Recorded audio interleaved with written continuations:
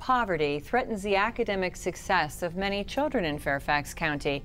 More than 40,000 qualify for free or reduced school lunches.